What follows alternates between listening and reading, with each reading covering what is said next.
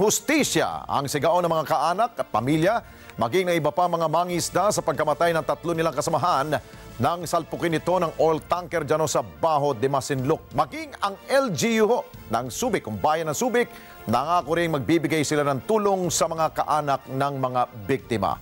Kunin natin ang live report ni Erlo Bringas. Erlo, kumusta dyan sa Lamay?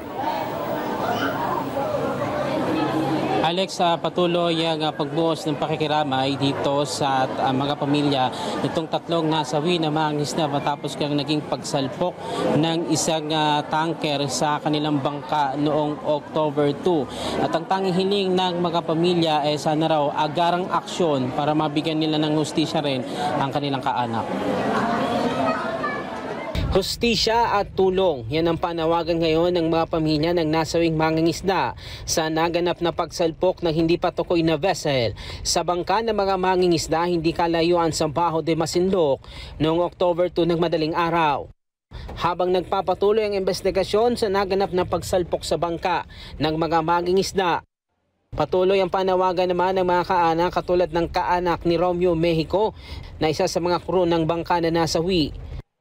Ayon kay Ginang Melanie Mexico, dahil hindi niya akalain na ito na pala ang huling pangingisda ng kanyang mister, nag-aalala siya ngayon kung paano niya bubuhayin ng kanilang anak. Hinihingi ko po ng tulong yung pagpapaaral ko ng mga anak ko, yung pang-araw-araw namin gastusin, saka yung gusto ko po meron kaming permanenteng panghanap buhay. Naniniwala naman si Aling Melanie na aksidente nangyari kaya nananawagan din siya sa gobyerno na ang agarang aksyon para mabigyan ng hustisya para sa kanyang mister. At nananawagan din siya na papanagutin ang may sala sa nasabing pagsalpok. Aksidente po. Kaso nga lang po, kailangan nilang managot. Yung nakabangga sa kanila, dapat sila ang managot mismo. Kung hindi dahil sa pagkakabangga nila sa bangkang sinasakyan ng asawa ko. Kanina, nakipagpulong sa lokal na pamahalaan ng 13 pang nakaligtas na mangingisda. Hiling nila sana ay makuha pa ang tumaob nilang bangka dahil nais pa raw nilang pumalaot ng ilan sa kanila. Sa kabila niyan, ang local government unit naman ng Subic Zambales, handang tulungan daw mga survivor na mangingisda. Karamihan kasi sa kanila ay tila na-trauma na raw sa naganap na pagsalpok ng tanker sa bangka ng kanilang kasamahan. Hindi na sure naman natin sa kanila na kung ano man yung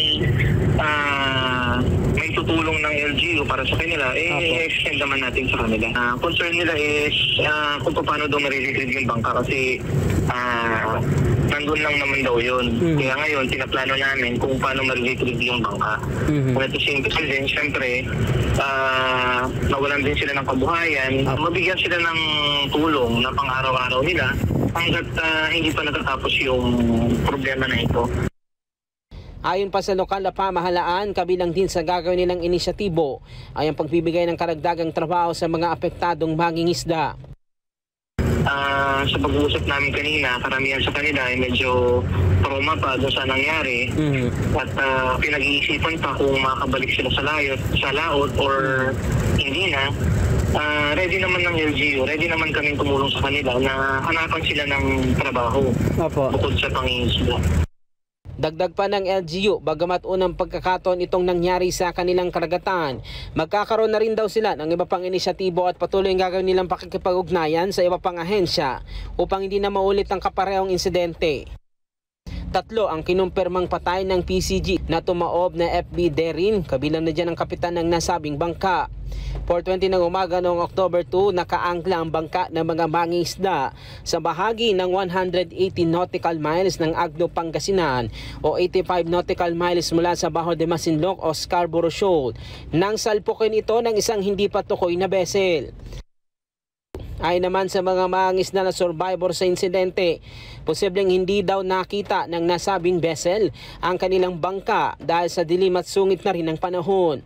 Sa lakas ng pagkakasalpok, nawasak ang bangka at tumaob daw ito kaya natabunan ng 3 nasawing mangingisda. Kwento pa ng ilan sa kanila, hindi sila binalikan ng sumalpok na vessel.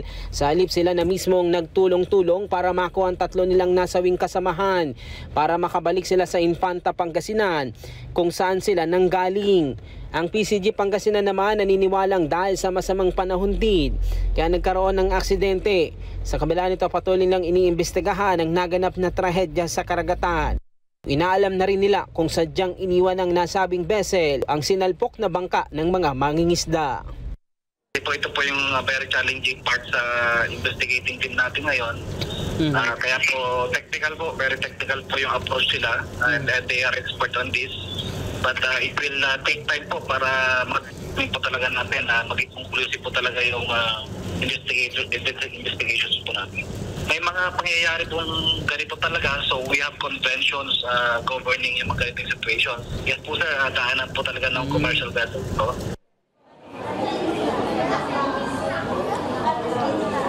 Alex, gayon ay patuloy pa rin ngayong pagdagsa nitong mga nakikiramay dito sa kaanak nitong 3 nasawing mangingisda. At umasa naman itong pamilya nitong 3 namatay na mangingisda na mapapakinggan din yung kanilang kahilingan na agarang aksyon upang sa ganoon ay mabigyan ng hustisya yung mga namatay nilang kaanak. Yung mga latest mula dito sa Subic, Zambales. Balik sa Alex. Okay, maraming salamat Sir Erlo Bringas mula po dyan sa bayan ng Subic sa Zambales.